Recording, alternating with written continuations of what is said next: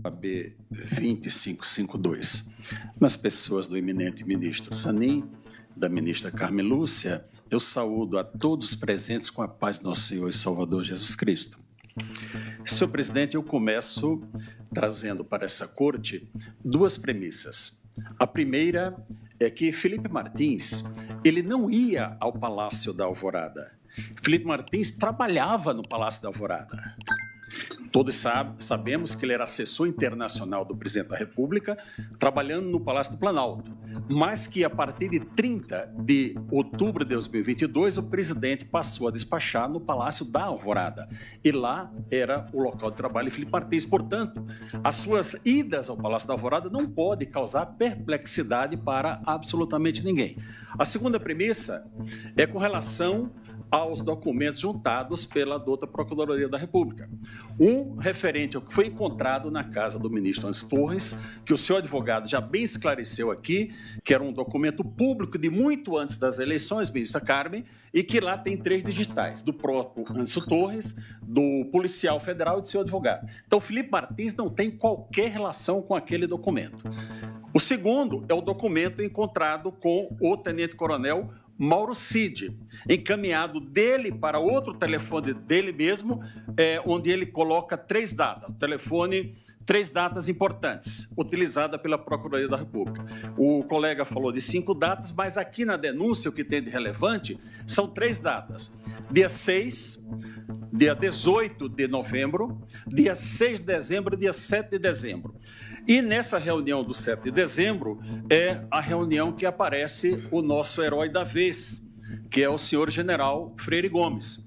Eu estou aqui com o depoimento integral do general Freire Gomes, que ele diz o seguinte: que estavam presentes o depoente, o então ministro da Defesa, general Paulo Sérgio, o então comandante da Marinha, Garnier, e possivelmente, o então assessor para assuntos internacionais, Felipe Martins, que na reunião o assessor leu os considerandos, que seriam os fundamentos jurídicos da referida minuta de decreto. Prossegue o delegado. Neste momento, foi apresentado ao declarante, ao general, o documento indicado no material apreendido em poder do investigado Mauro Cid, que decretava no final o estado de sítio e ato contínuo a operação da lei e da ordem, e transcreve integralmente aquele documento tido, senhor ministro Fux, como a minuta de golpe. Pois bem, após transcrever todo o depoimento, o delegado volta. Indagado e apresentado neste momento ao depoente que foi apresentado na reunião dia 7, respondeu que sim.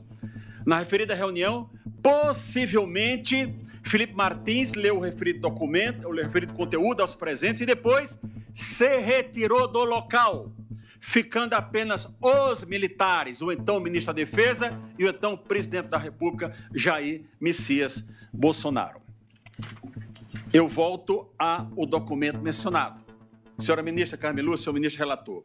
Ele foi encaminhado em 2 terminais, o 4085 final e o 3302, no dia 28 de 11 de 2022, às 23 horas e 39 minutos. Ali era o documento encontrado no telefone de Mauro Cid.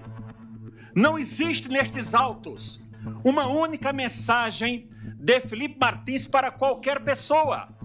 Vossa Excelência poderá, a acusação poderá argumentar, não, a Polícia Federal não foi capaz de quebrar o sigilo do telefone do Felipe. Ok, mas Mauro Cid entregou, senhor ministro relator, os seus 2 celulares, todos os seus documentos, e ali não tem uma única mensagem de Mauro Cid para Felipe Martins, ou de Felipe Martins para Mauro Cid. Não tem WhatsApp, não tem e-mail, não tem absolutamente nada.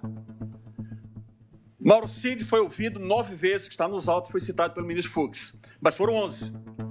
Mas também neste Supremo Tribunal Federal foi ouvido 3 vezes. 2 vezes pelos juízes instrutores e uma pelo próprio eminente relator. Mas ninguém teve a curiosidade de perguntar para o Mauro Cid, como você tem essa informação, esses considerandos ditos pelo general Freire Gomes e seu telefone? De onde você retirou esses considerandos? Prossegue o delegado, agora já num depoimento de 28 de agosto de 2023, o delegado diz o seguinte: Coronel Morcide, só para a gente retomar um pouco, possível golpe de Estado. Algum elemento material? Ele responde não. Em relação a Felipe Martins, para corroborar, o senhor tem prova do que apresenta para corroborar as informações? Tem algum elemento? Não. Especialmente em relação ao Felipe Martins, esse jurista? Não. O delegado? Ok, tá. É essa que é a situação. Veja, Vossa Excelências, que Felipe Martins estava incluído num núcleo chamado jurídico, que tinha lá o padre José Eduardo e o advogado Amaury Saad. E eles não foram denunciados, detalhe. Felipe Martins não é advogado. Felipe Martins é formado em relações internacionais e era do núcleo jurídico, mas os outros não foram denunciados e ele foi denunciado. Prosseguindo, não há justa causa para o recebimento dessa denúncia. É comprovado que Felipe Martins, no dia 7, senhor relator, estava em Ponta Grossa, embora a Polícia Federal tenha dito que ele estava nos Estados Unidos. Vai ser provado, eu não vou me deter com relação a isso. Mas voltemos, então, à reunião do dia 7. O general disse que ele leu e foi embora. Ok. Imaginemos que o presidente tivesse tratado das suas atribuições do artigo 84, do artigo 136, 137, 142 da Constituição e tivesse resolvido que iria apresentar ao Congresso Nacional uma proposta de estado de sítio. Obrigatoriamente, ele teria que ouvir o Conselho da República e o Conselho de Defesa Nacional, sendo que desses órgãos está elencado no artigo 89, artigo 91 da Constituição, as pessoas que integram esses dois órgãos. E obrigatoriamente, eu cito três: o vice-presidente da República, general Mourão, o presidente da Câmara, deputado Arthur Lira, e o presidente do Senado, o senador Rodrigo Pacheco. Ele convocou em algum momento essas pessoas para essa reunião, para dizer, olha, desta reunião vamos encaminhar ao Congresso Nacional? Não aconteceu isso. E eu trago um fato histórico para os senhores, eu tenho um documento, mas não vou apresentar. Em 4 de outubro de 1963, o presidente João Goulart encaminhou uma mensagem ao Congresso Nacional pedindo estado de sítio. Nas conversas, o Congresso disse não. Ele retirou no dia 7. O presidente João Goulart foi acusado algum momento de tentativa de golpe? Não foi. Senhores ministros, esse processo não há justa causa para receber a denúncia de Felipe Martins. Felipe Martins é um garoto brilhante, que aos 31 anos de idade exercia o cargo de assessor internacional do presidente da República, o mesmo cargo que hoje é exercido pelo senhor ministro Celso Amorim, que de 82 anos já foi ministro de 2 pastas, exerce hoje o mesmo cargo que Felipe Martins exerceu, dada a sua capacidade, dado o seu grande conhecimento.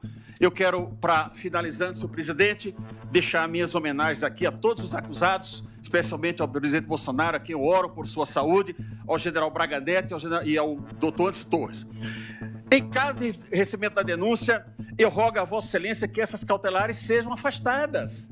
Não há necessidade. Felipe Martins, ele não pode trabalhar, ele anda com a tornozeleira eletrônica por um fato que ele não cometeu, uma prisão que ele foi colocado sem que ele tivesse dado qualquer causa, um fato que não é verdadeiro. Então não tem razão dele estar com essas medidas cautelares.